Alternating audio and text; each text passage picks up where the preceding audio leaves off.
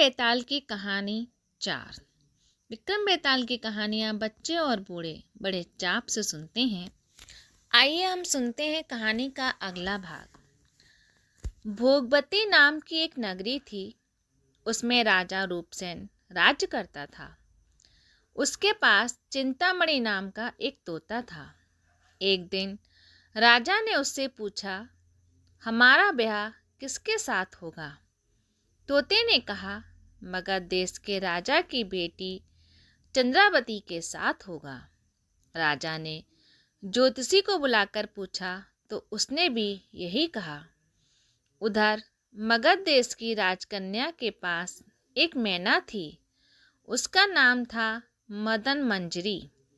एक दिन राजकन्या ने उससे पूछा कि मेरा विवाह किसके साथ होगा, तो उसने कह दिया कि भोगवती नगर के राजा रूपसेन के साथ। इसके बाद दोनों का विवाह हो गया।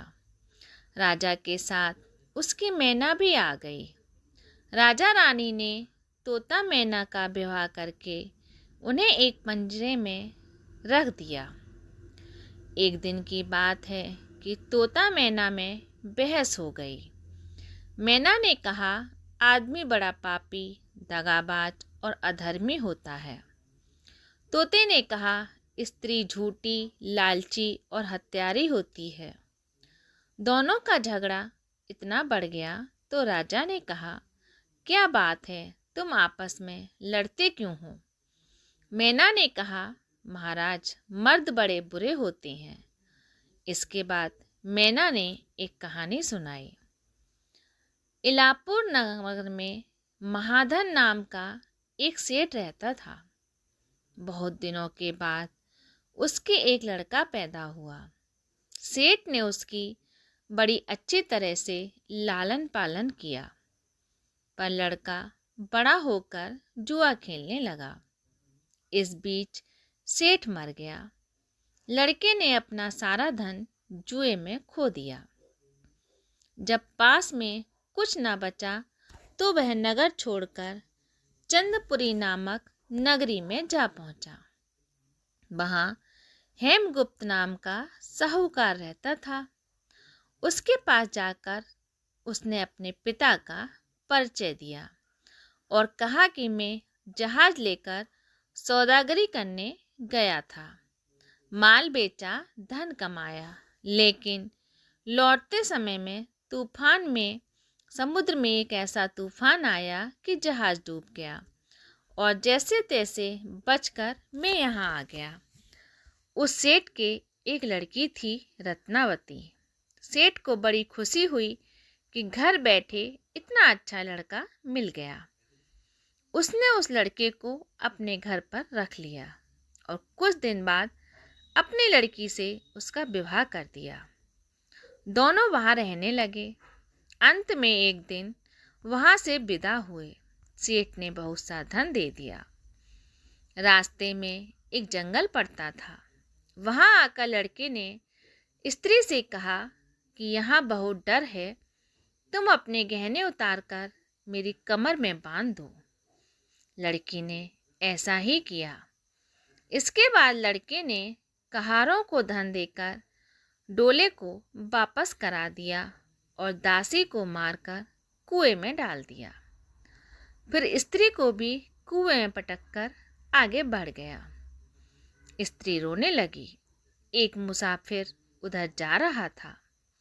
जंगल में रोने की आवाज़ सुनकर वह वहां आया। उसे कुएं से निकालकर उसके घर पहुंचा दिया। स्त्री ने घर जाकर माँ बाप से कह दिया कि रास्ते में चोरों ने हमारे गहने छीन लिए और दासी को मारकर मुझे कुएं में ढकेलकर भाग गए। बाप ने उसे ढाढ़स बंधाया और कहा कि तू चिंता मत कर, तेरा स्वामी जीवित होगा और किसी दिन आ जाएगा। उधर वो लड़का जेवर लेकर शहर पहुंचा। उसे तो जुए की लत लगी थी। वह सारे गहने जुए में हार गया। उसकी बुरी हालत हुई तो वह यह बहाना बनाकर कि उसके लड़का हुआ है, फिर अपनी ससुराल चला। वहां पहुंचते ही सबसे पहले उसकी स्त्री मिली। वह बड़ी खुश हुई। उसने अपने पति से कहा, आप कोई चिंता ना करें, मैंने यहाँ आकर दूसरी ही बात कही है। जो कहा था वह उसने बता दिया। सेठ अपने जमाई से मिलकर बड़े प्रसन्न हुए और उन्होंने उसे अच्छी तरह से घर में रख लिया। कुछ दिन बाद एक रोज जो वह लड़की गहने पहने सो रही थी, उसने चुपचाप छुरी से उसे मार डाला और उसके गहने लेकर चंपत हो गया। मैना बोली, महाराज, यह सब मैंने अपनी आंखों से देखा। ऐसा पापी होता है आदमी।